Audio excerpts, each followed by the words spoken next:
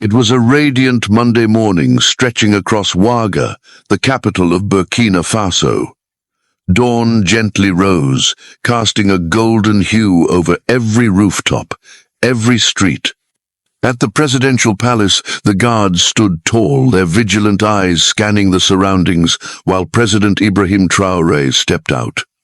He wore only a simple outfit, a neatly pressed dark brown shirt and trousers, yet his demeanor exuded an extraordinary calm, concealing a resolute will. Unlike the usual days filled with endless meetings and a packed schedule, today held a special significance for the president. He harbored a secret plan, shared with no one except his trusted driver.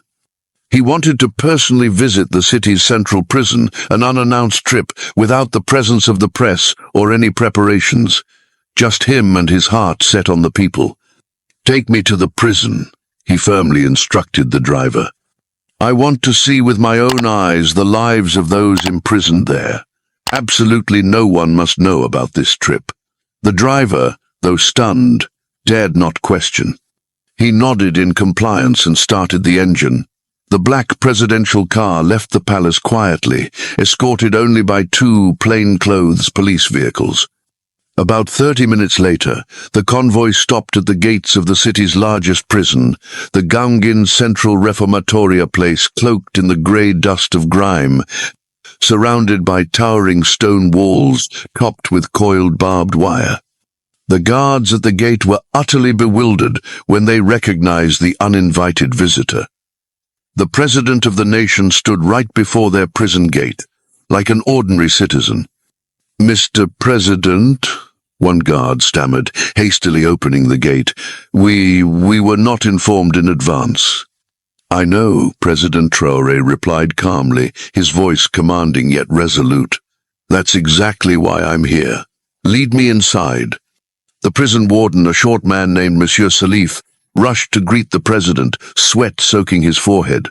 "Sir, if we had known, we would have prepared much more thoroughly."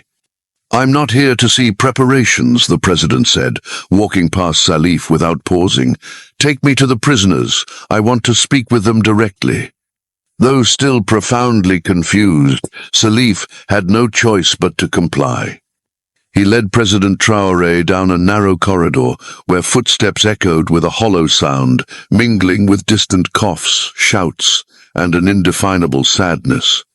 The air was thick with the smell of mildew, sweat, and despair. As the president entered the main detention area, hundreds of prisoners froze in their tracks. Some sat on the floor playing cards, others lay curled up, exhaustion etched into their faces. A few prayed silently. One by one, they stood, surprised, confused, and utterly astonished by his sudden appearance. The president greeted them humbly, shaking hands with each one and asking simple yet caring questions. "How long have you been here? What were you charged with? Do you have a family?" Most prisoners responded with fearful eyes, unsure if this was a trick or a miracle unfolding. But the president listened patiently, his gaze filled with kindness and respect as he looked directly at each man. After nearly 2 hours moving from cell to cell, something unexpected caught the president's attention. He noticed a man sitting silently in the corner of a small, dark cell. Unlike the others, this man didn't speak or even stand. His head was bowed low, his face deeply lined with the wrinkles of time and fatigue, as if he had lost everything, every hope. President Traoré approached him, stopping right in front of him. "What's your name?" he asked, his voice warm. The man slowly looked up, his eyes filled with a silent pain and an indescribable sadness. "Kossi," he whispered. "How long have you been here, Kossi?" 20 years, sir." Kossi's voice faltered, as if time had worn away even his breath. "What was your crime?" Kossi swallowed hard, recounting his story with a painful detachment, as if the injustice had become a part of him. "They said I stole money from my former boss, but I didn't do it. I worked for him for years, diligently and honestly. He framed me just to get rid of me to make way for his nephew. I had no lawyer, no one believed me. I'm a poor man." The president looked deeply into Kossi's eyes. There was something different about him. No hatred, no bitterness, just a quiet pain, a pain born of abandonment and wrongful judgment. "Why didn't you appeal?" "I tried," Kossi whispered, "but I had no money. They said I was sentenced to 15 years, but then there were no records. I just stayed here day after day for 20 years. The world forgot me. My wife left me. My children were taken away. No one has visited me in all these long years." Kossi's voice faded into the eerily silent air, as if time itself in the cell paused to listen. A deep silence enveloped the room. The other prisoners held their breath, listening to the tragic story. Even the guards, accustomed to the harshness of the place, fell silent. Everyone could see the president was profoundly moved.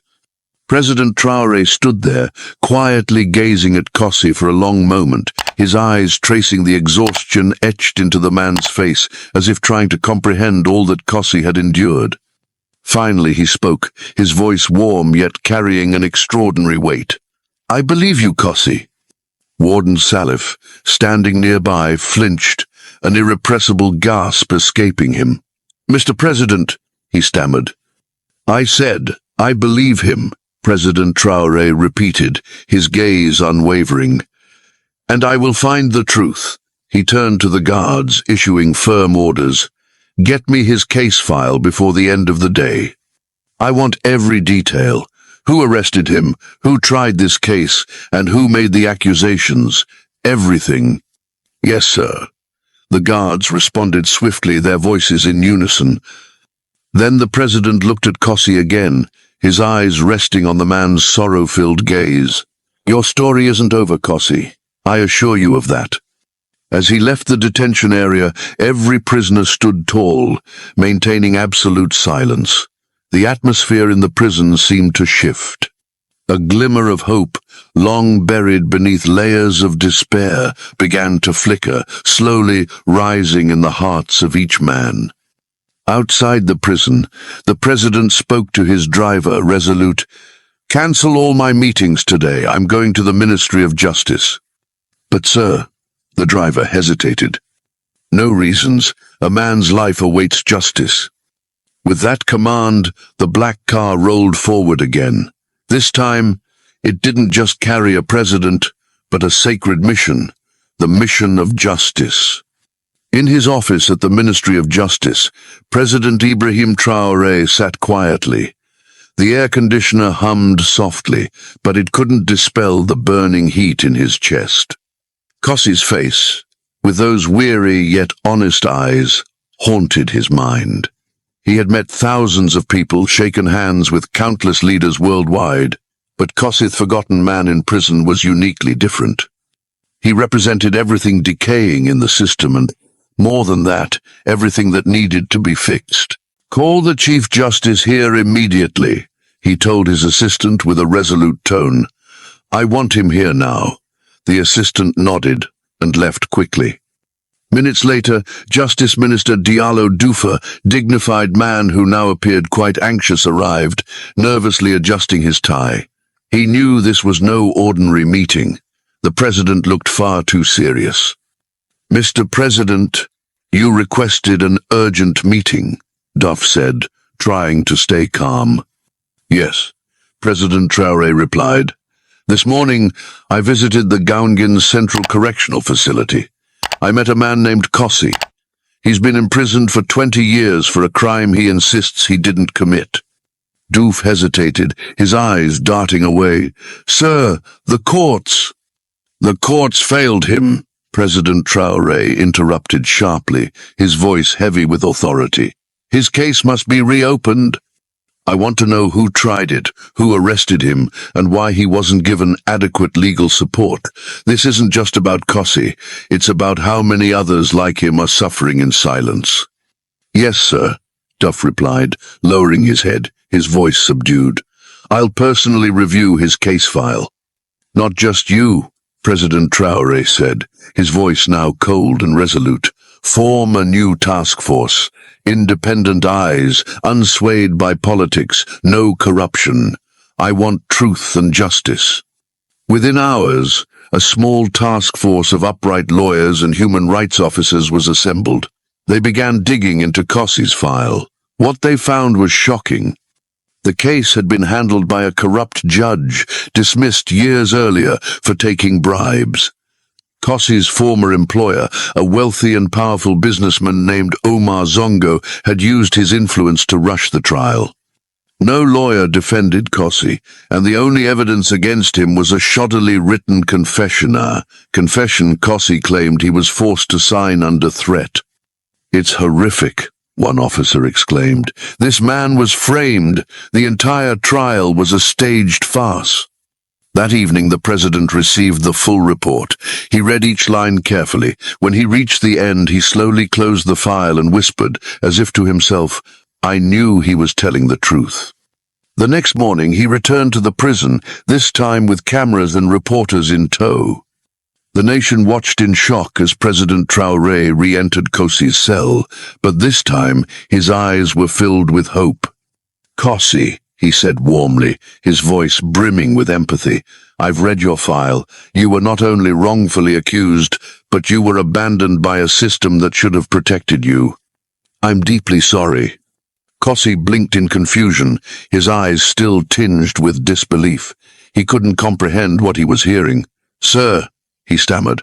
What are you saying?" "Kossi," President Ibrahim Traoré repeated, his voice deliberate, each word carrying the weight of a steadfast promise. "Today you're going home." A gasp rippled through the cells. Murmurs, then astonished exclamations followed. Kossi looked around as if living in a dream. "Is this real?" he asked, tears suddenly welling up, blurring the image of the president. "Yes, it's real," President Traoré affirmed, his warm gaze fixed on Kossi. "You are a free man." A crowd had gathered outside the prison as Kossi stepped out. He looked frailer, his hair grayer than his age warranted, and his eyes still carried a hint of disbelief and disorientation. He carried nothing, not even a small bag, as if everything he owned had been left behind 2 decades ago. But the warm morning sunlight that bathed his face was no longer the harsh, cold light of the day he was dragged here 20 years earlier. This time, the sun seemed to smile in welcome. Reporters rushed toward him, microphones and cameras thrust forward. "Sir, how do you feel? What will you do next?" Kossi looked down at his gaunt hands, then up at the vast blue sky. "I don't know," he said softly, his voice still hoarse from years of silence. "I have no family, no home, no job. But I have hope. For now, that's enough." President Traoré placed a hand on Kossi's shoulder, a simple yet profoundly reassuring gesture. "You're not alone, Kossi." He led Kossi to his official car and took him directly to the presidential guest house. For the first time in 20 years, Kossi bathed in clean water, ate a proper meal, and slept in a soft bed. Everything felt like a dream he feared might vanish at any moment. The next day, President Traoré invited Kossi to the palace. "I want to hear everything about you," the president said, his eyes full of sincerity. "Your childhood, from youth to now, your job, your dreams, everything." Kossi began to share, his voice growing more confident as he recalled memories from a distant past. He spoke of his life in a small village by the river Compiègne, how he worked diligently as a clerk at a small youth company, his brief marriage that quickly unraveled, and how everything collapsed when he was arrested. "I always wanted to be a teacher," he said, his gaze distant, fixed on the window. "But life had other plans." The president nodded with empathy. "Well, life has changed again, and this time you hold your own destiny."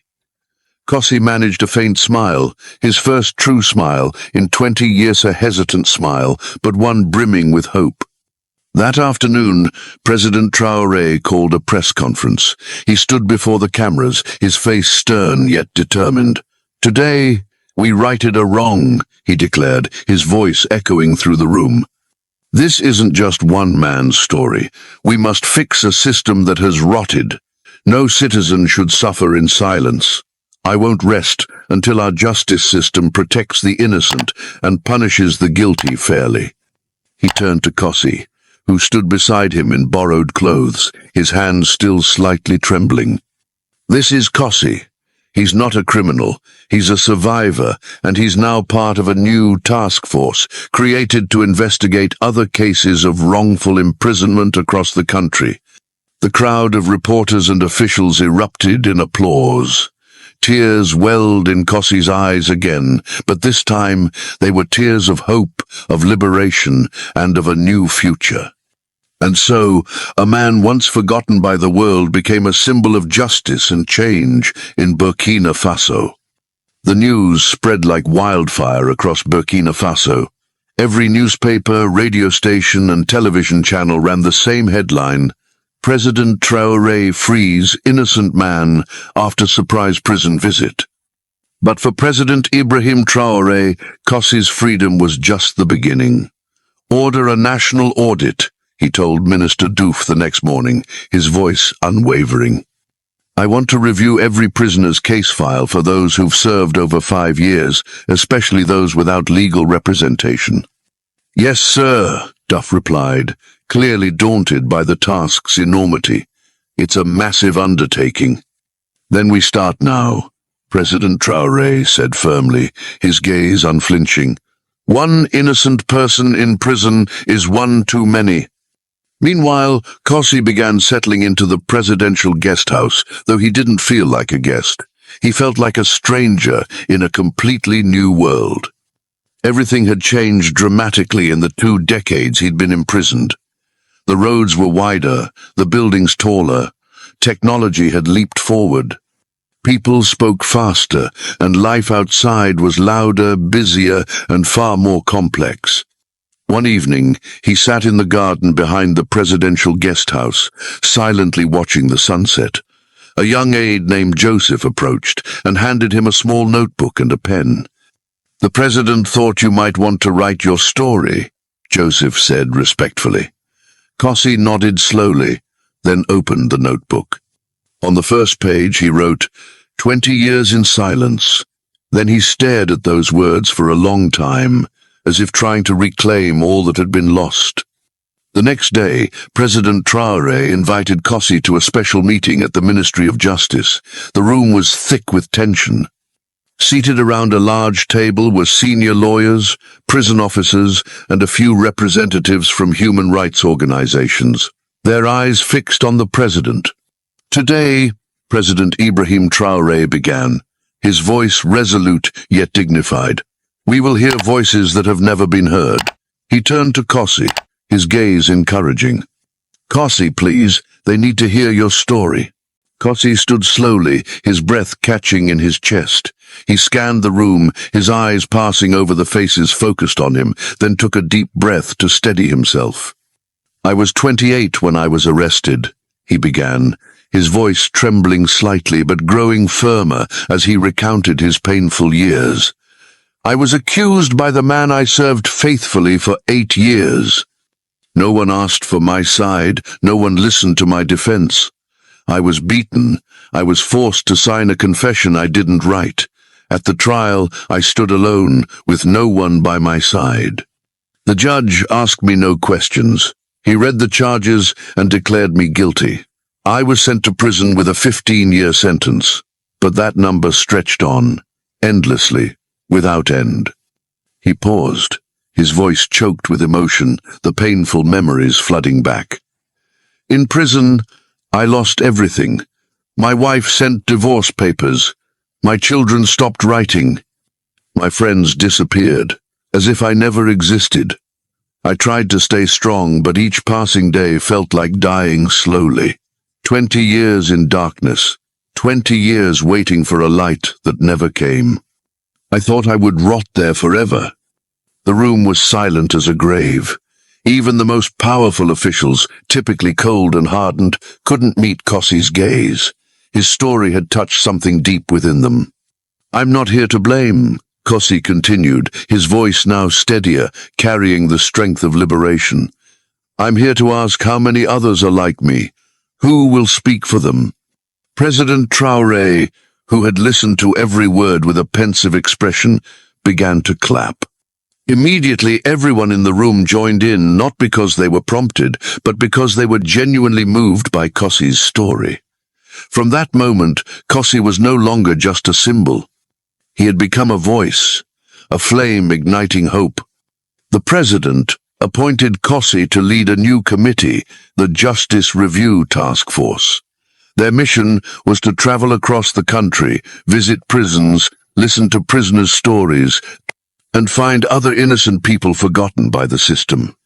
Their first stop was a prison in Bobo Dioulasso. It was smaller than the central prison in Ouaga, but no less crowded and cramped. Kossi, now wearing a crisp white shirt with a badge reading "Justice for All," walked through the gates with an unfamiliar confidence. Inside, he met a man named Isidore, who had been imprisoned for 12 years. The charge, armed robbery. But there were no witnesses, no fingerprints, and the weapon was never found. "Why are you still here?" Kossi asked gently. Isidore looked up, his eyes brimming with tears. "Because I have no one, and no one believes me." "I believe you," Kossi said. The words President Traore had once spoken to him echoing in his mind. "And I will help you." Back in the capital, President Traore was working harder than ever. He met with judges, police officials, and legal experts. He ordered training programs to help police better understand human rights. He instructed judges that rushing cases without solid evidence would no longer be tolerated. "This is not a favor," he told them sternly. "This is a duty. It is your sacred responsibility." In the weeks that followed, Kossi's team identified 27 other prisoners with no clear evidence against them. Some had no case files at all. Others had served their sentences but were never released due to clerical errors. President Traore acted immediately on each report. He signed release orders. He approved retrials. He compensated those wrongfully detained. The nation watched in awe. Never had a leader cared so deeply for the lives of ordinary people, especially those behind bars. However, not everyone was pleased. Some powerful figures, who once controlled the old justice system, began to complain. "The president is making us look like fools," they whispered behind closed doors. "He's digging too deep." They didn't know that President Traore was unafraid. He had promised himself and Kossi that he would not stop until justice reached the deepest corners of the nation. One night, during a national television interview, the host asked, "Sir, why do you care about this issue so personally?" The president smiled, a thoughtful smile. "Because justice should never be a privilege for the wealthy. It must be the right of every citizen, rich or poor, educated or not, free or in prison." Kossi reminded me that leadership is not about power, it's about people. His response made headlines the next morning. "Leadership is about people. President Traore speaks on justice reform." From every corner of Burkina Faso, letters began pouring into the presidential palace. People wrote to express gratitude, some shared their own stories, others pleaded for help, but most simply said, "Thank you for listening." Yet the journey was far from over. In a small village near Kaya, a woman wrote a letter. It was brief but carried a heart-rending weight. "My son was wrongfully arrested. He's been in prison for 9 years. Please help us." The letter landed on President Traore's desk just as he finished reading Kossi's notebook. He closed it gently, whispering, "We're only just beginning." The morning breeze in Ouaga carried a strange blend of hope and anxiety. In the president's office, Ibrahim Traoré sat deep in thought, holding the handwritten letter from the woman in Kaya. Just a few words, but they bore the weight of an entire life. "My son was wrongfully arrested. He's been in prison for 9 years. Please help us." He turned to his assistant. "Prepare for a trip to Kaya. Tell Kossi to come with me."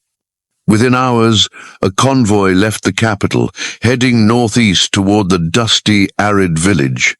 The road was long and rough, but President Traoré didn't complain. Kossi sat quietly beside him, holding a small notebook and pen. Since his release, he had made it a habit to record every case of injustice they encountered. "I wonder how many more letters like this we'll receive," Kossi said somberly. The president nodded, his gaze fixed on the distant horizon. "Until justice reigns in every home, we will keep moving forward." By late afternoon, they reached Kaya. The village was poor and quiet. The air smelled of dry grass and wood smoke. Children playing stopped when they saw the black cars. Women peeked out from mud brick huts, wondering what brought the nation's president to their humble community.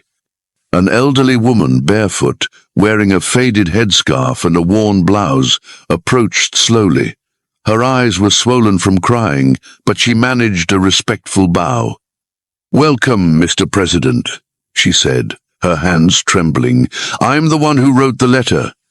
President Traoré stepped toward her and took her frail hands. "Thank you for writing," he said, his tone full of empathy. "Tell me everything."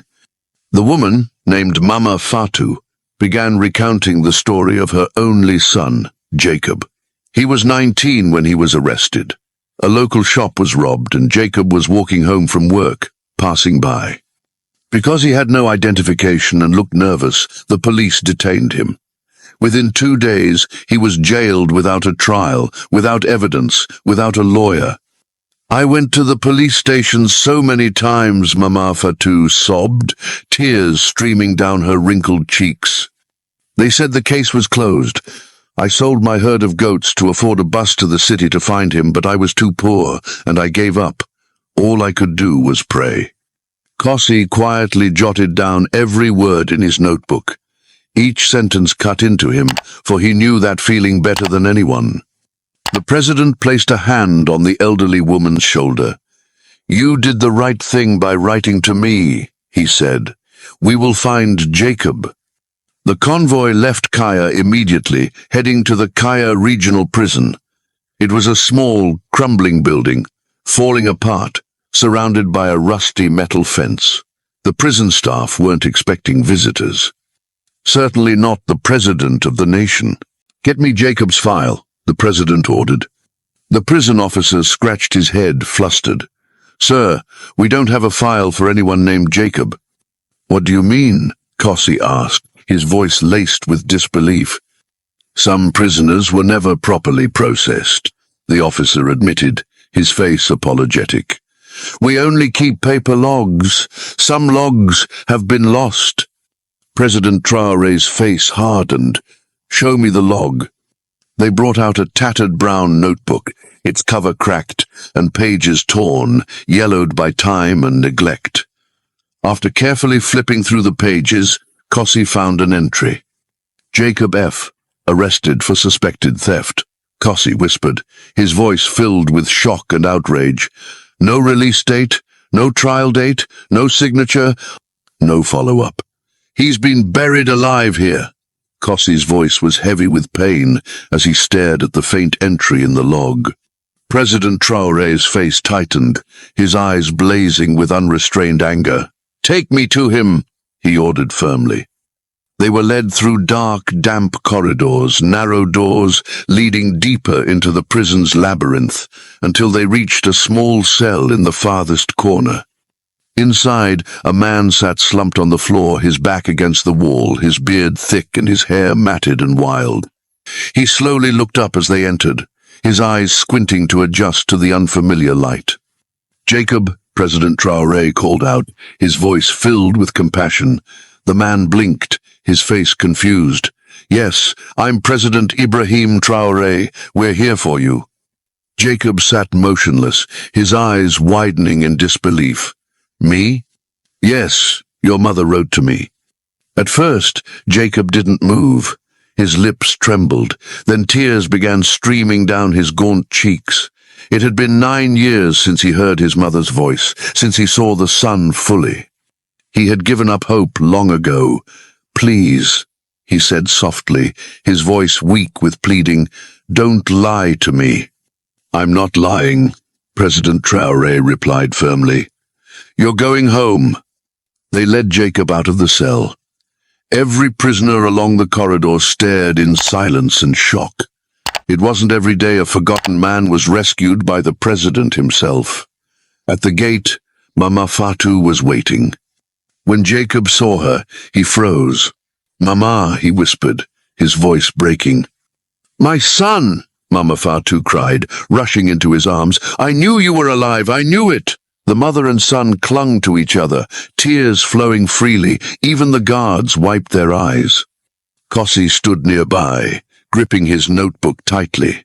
Another story, another life saved from the darkness of silence. Right there in Kaya, President Ibrahim Traoré called an impromptu press conference. He held up Jacob's tattered logbook high in the air, his face resolute and determined. "This is not justice," he declared, his voice echoing through the small village. "This is failure. It cannot continue." He immediately announced a new law. Every prisoner must be reviewed within 6 months of their arrest. No one can be detained without a proper file. All regions would be required to digitize all records within a year. Any officer found detaining the innocent would be investigated and severely punished. The crowd cheered. Hope surged across the nation once more. On the way back to the capital, Kossi turned to the president. "How could we let this go on for so long?" "We stopped listening," President Traore replied, his gaze distant. "That's the danger of power. People start hearing only the loud voices and forget the quiet ones." Kossi nodded, then opened his notebook. At the top of a blank page he wrote, "Justice is not given. It must be fought for and protected." The next day Jacob was given new clothes, a clean shave, and a hot meal. His mother couldn't stop smiling.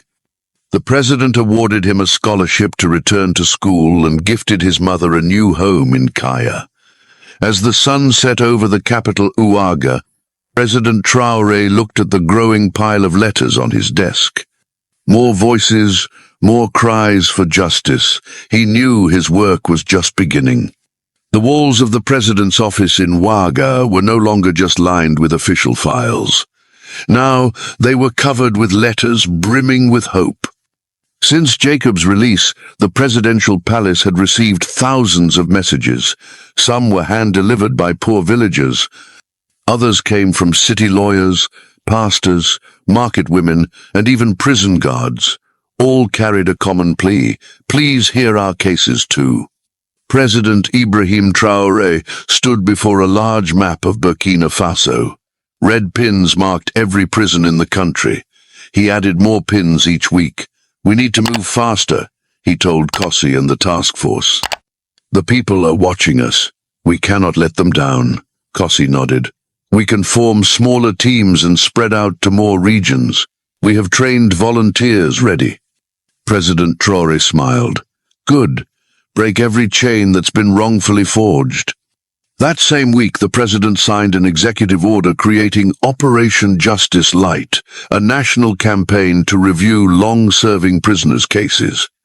Under this campaign, every prison in the country would be visited and thoroughly inspected by legal teams, doctors, and human rights officers.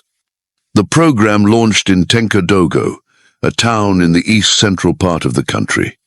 The old prison there was notorious for its dark reputation. Prisoners were packed in like cargo. Many hadn't seen a judge in years. When the review team arrived, the warden tried to delay them. "These are criminals," the warden insisted, his eyes full of disdain. "They don't deserve freedom." Kossi stepped forward, standing tall. He was no longer just a wrongfully convicted man, but a government official, a voice with weight. "No one said we're freeing criminals," he replied calmly, his voice resonant with experience. "We're just examining the truth." He pointed to a young man sitting quietly in the corner of a cell, his face blank. "What about him?" The warden hesitated, flustered. "Him? He's been here 10 years. I don't quite remember his case." "That's the problem," Kossi said firmly. "You've locked a man in a cage and forgotten his name." The young man was named Thomas. He was arrested during a protest at 17. His parents died while he was imprisoned. He had no lawyer, no trial, and no contact with the outside world. President Traore received the report that night. "Release him," he ordered without hesitation, "and suspend that warden." Within 48 hours, Thomas was free and the warden was sacked. The campaign continued, and the findings were alarming. Across 6 inspected prisons, over 200 prisoners were identified as innocent or detained without trial. Many had slipped through the cracks of a broken system, poor, forgotten, and voiceless. Some were jailed for minor offenses like stealing bread during famine. Others were falsely accused by corrupt landlords or political enemies. At every prison, Kossi stood tall, not just as a former prisoner, but as a living symbol. His past pain had become his present strength. He represented the silent men whose lives had been reduced to blank pages and locked cells. In a private meeting at the presidential palace, Ibrahim Traoré sat with a group of newly freed men. "Tell me," he said, his eyes full of expectation, "what will you do with a second chance?" One man replied, "I want to be a teacher. I want to help kids understand their rights." Another said, "I want to farm. I want to grow food and feed people." Kossi smiled at both. "Then do it, and do it well. Let your freedom speak louder than your silence." President Traoré decided to go further. He announced the creation of the Freedom Restoration Fund, a national program to support wrongfully convicted former prisoners with education, housing, and job programs. "Many of them have no home to return to," he told the nation in a televised address. "Their lives were stolen, and we must give back what we can, not as a favor, but as a matter of justice." The nation cheered. For the first time in decades, the government wasn't just talking about justice, they were delivering it. Soon after, documentaries about the campaign were made. Journalists from around the world, including beyond Africa, flew in to witness the reforms. International human rights organizations praised Burkina Faso for taking bold, unprecedented steps. But with the growing praise, resistance began to emerge. Behind closed doors, some senior officials grumbled. "This campaign is making the Justice Ministry look like a failure," a high-ranking judge said. "Now, everyone thinks every prisoner is innocent." Another added, "This will encourage more criminals to lie." President Traoré heard the complaints, but remained unshaken. In a nationally broadcast speech, he responded forcefully. "Let me be clear. Justice is not about protecting our pride. It's about righting our wrongs. If the system is broken, we must fix it, no matter how uncomfortable that is." His words silenced many critics. One evening, President Traoré visited the Ouaga Central Correctional Facility again, but this time without the media. He wanted to see for himself and speak personally with the men there. As President Traoré walked through the same corridor where he first met Kossi, he noticed a profound change. It was hope. The prisoners greeted him with respect, but more importantly, with confidence. They no longer looked like men who had given up. A young prisoner named Salifu approached him. "Mr. President," he said, his voice full of sincerity, "I just want to say thank you. I'm still serving my sentence, but now I believe someone is listening." President Traoré shook his hand, his gaze steady. "Everyone deserves a voice, and as long as I'm president, no one will be left in the dark." He turned to the guards, his voice commanding, "Treat them like human beings. Discipline is necessary, but brutality is a failure." Back at the presidential palace, Kossi received a letter from a man named Auguste, a former prosecutor who had tried over 300 cases. "I want to confess," the letter read. "I was pressured to convict people I wasn't sure were guilty. I want to help you now." Kossi brought the letter to President Traoré. The president read it and gave a faint smile. "Then let him come. It's time for justice to be served from both sides, the harmed and the healers." As Operation Justice Light entered its 3rd month, Chains were not only being broken inside prison cells, but also in hearts, minds, and laws. And when President Traore stood before Parliament once more, he spoke with clarity and unwavering conviction. "We're not freeing criminals, we're freeing the truth. Let no one sleep soundly while another suffers unjustly. Burkina Faso must rise, and it begins with justice." The city of Ouaga buzzed with conversations. From noisy markets to quiet mosques, from classrooms to late-night radio shows, everyone was talking about one thing: President Ibrahim Traoré's mission for justice. Families who had long given up hope now had reason to believe again. But as Operation Justice Light uncovered more wrongful convictions, it began to shake deeper, more dangerous roots. Some names tied to past sentences were powerful: judges, politicians, business tycoons. Among them was a name Kossi would never forget: Umar Zongo, man who framed him 20 years ago. Kossi was sitting in his office at the Justice Review Task Force, flipping through a list of pending prisoner cases when he saw it. Complaint from Sahel Holdings against 5 former workers. He froze. "It's him," Kossi whispered. His assistant looked up. "Who?" "The man who ruined my life." President Traore was in a meeting when Kossi burst in, clutching the file to his chest. "Sir, I'm sorry to interrupt," he said, breathless, "but you need to see this." The president took the file and scanned it. "Umar Zongo," he read aloud. "Yes, sir," Kossi confirmed. "He's still doing it, framing innocent people." "Like he did to you?" President Traore frowned. "Why has he never been investigated?" "He has connections," Kossi said bitterly. "That's how he got away with it. He bribed judges, paid off police, and now he's doing it again." The president stood slowly, his eyes resolute. "Then we'll stop him." That same day, President Traore formed a special commission to investigate Sahel Holdings. Independent lawyers, senior police officers, and investigative journalists were assigned to the task. Within a week, the findings exposed Umar Zongo's guilt: forged documents, fabricated witness reports, and a long history of accusations from former employees who were wrongfully imprisoned or silenced. A former security guard, Kevin, had spent 4 years in prison after being falsely accused of theft. "They told me to sign the confession or they'd kill my wife," Kevin testified, his voice trembling with lingering fear. "I was scared, so I signed." Another worker, Aminata, was jailed for 3 years simply for exposing the company's illegal labor practices.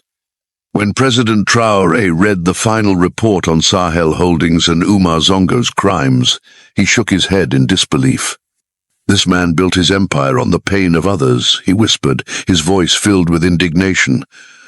At a press conference that followed, he announced clearly, "We will hunt down those who exploited the justice system for personal gain. The era of bribes and false accusations is over." The next morning, Umar Zongo was arrested. The news shocked the nation.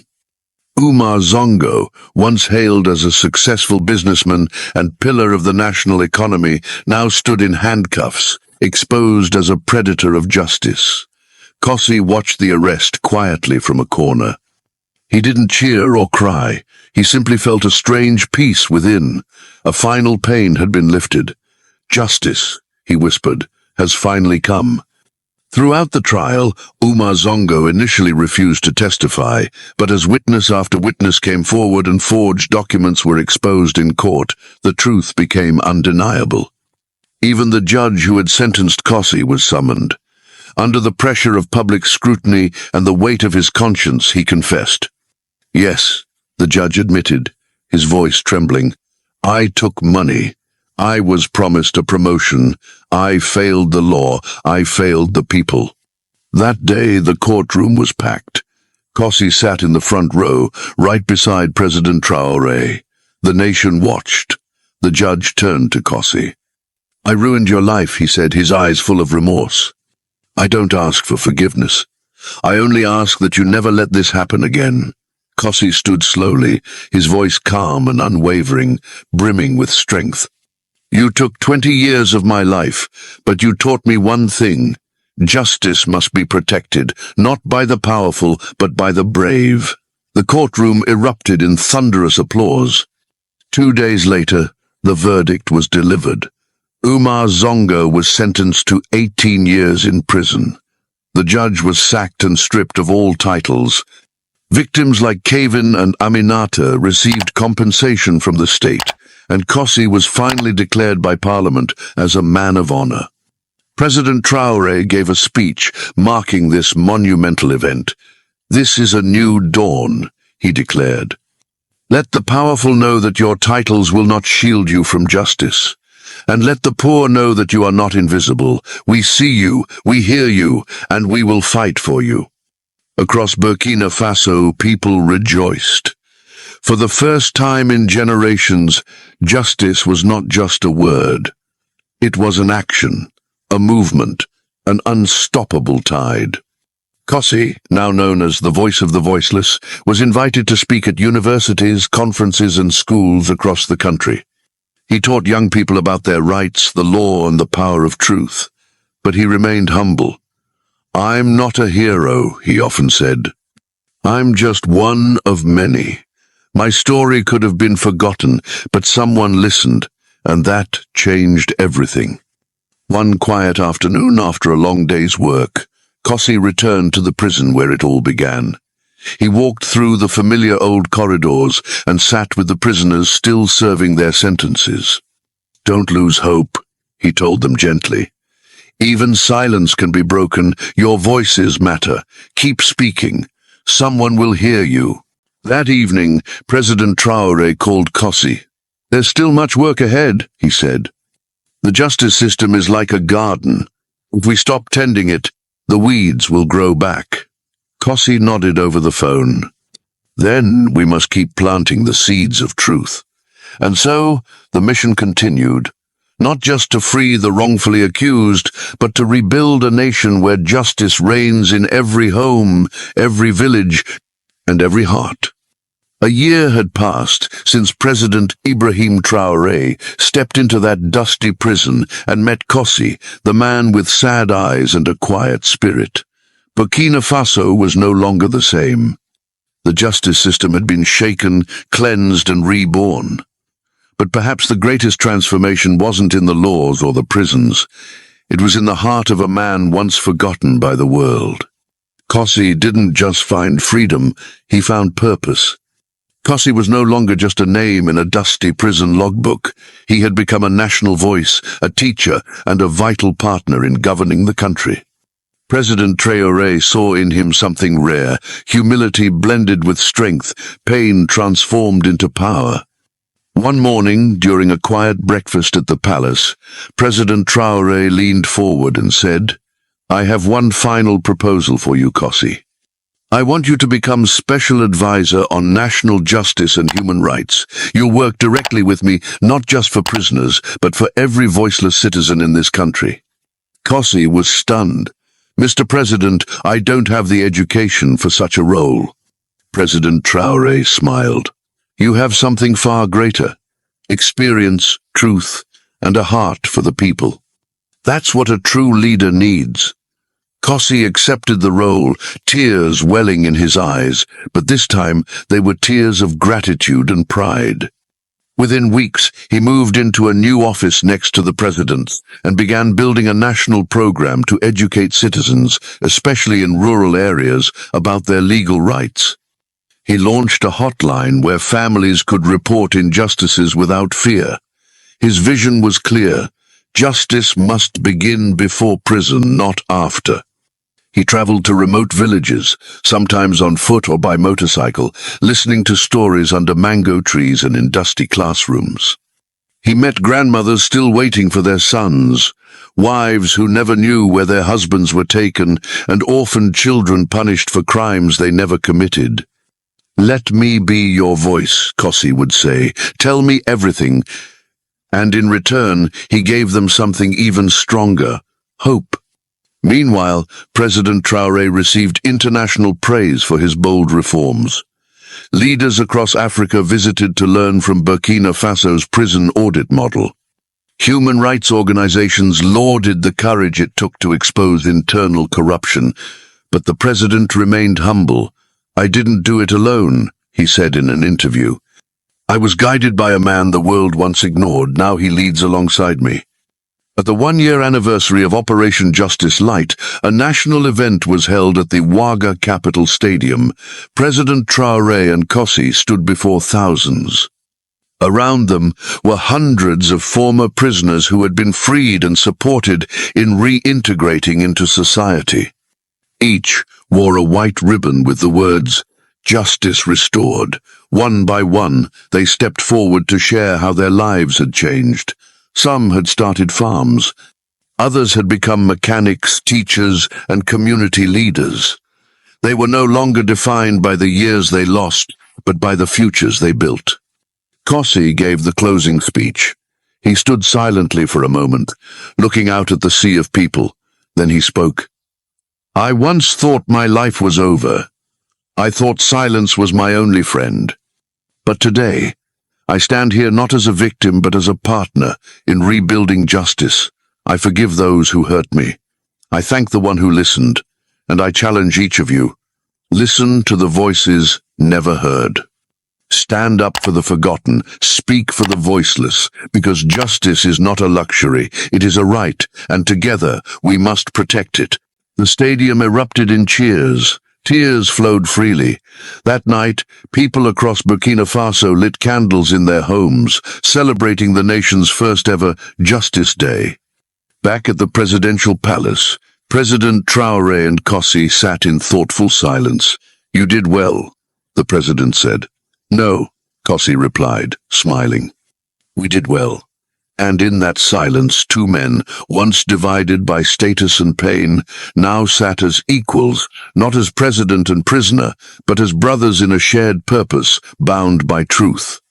The next morning, Kossi returned to his old cell at the Ouaga Central Correctional Facility, not as a prisoner, but as an honored guest. The cell had been preserved since his release. A small plaque now hung on the wall.